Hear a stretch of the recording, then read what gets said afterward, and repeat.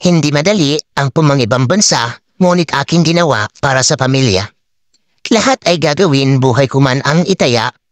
Mabigay ko lang ang hinahanap nilang saya. Mahirap talaga maging isang OFW. Mapagod, lalo wala ako sa piling nyo. Homesick ang matinding kalaban ko. Minsan pa nga ay ang aking sariling buhay ko dito'y hindi ko alam ang kahinatnan. Sumugal na ako para sa iyong kinabukasan. Nagtiis sa bansang hindi ko man lang kinagisnan, may bigay ko lamang ang iyong pangangailangan. Sa pagsapit ng gabi, mata ko'y lumuluha sapagkat kayo'y bigla kong naalala. Sagot ko'y okay lang kapag ako'y nangungumusta.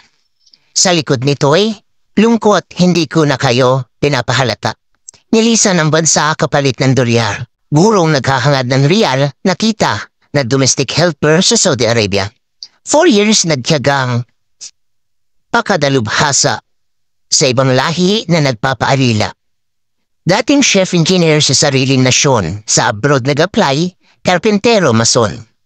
Naoy naka-jacket, sa lamig ng aircon. Sa init ng araw ay sinog na ngayon. Bakit kailangan pang mag-ibang bansa?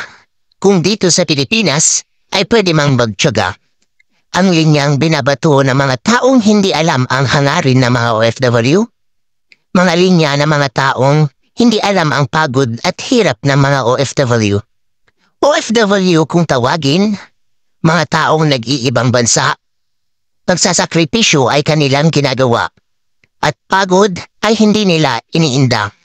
Mahirap ang mag-isa.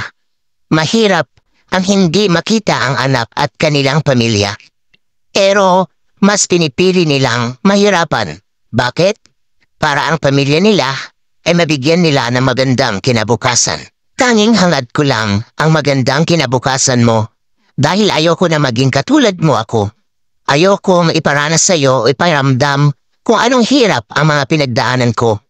Noong mga panahong ang hirap hanapin kahit sentimo. Mahirap ang mahiwalay sa pamilya, lalo na yung nakikipagsapalaran na di alam kung ano ang kapalaran. Para lamang kumita ng pera at barya. Mula sa Pilipinas patungong ibang bansa, nagtrabaho para lamang maikita. Upang mapakain ng buong pamilya, ang lahat ay gagawin at kinakaya. Mahirap talaga na mga ibang bansa para sa kwarta, ang pamilya ay iniiwan. Isipin ang buhay at kinabukasan. Dahil sa pamilyang sa'yo'y umaasa, pagod ang hirap ay kayang tiisin.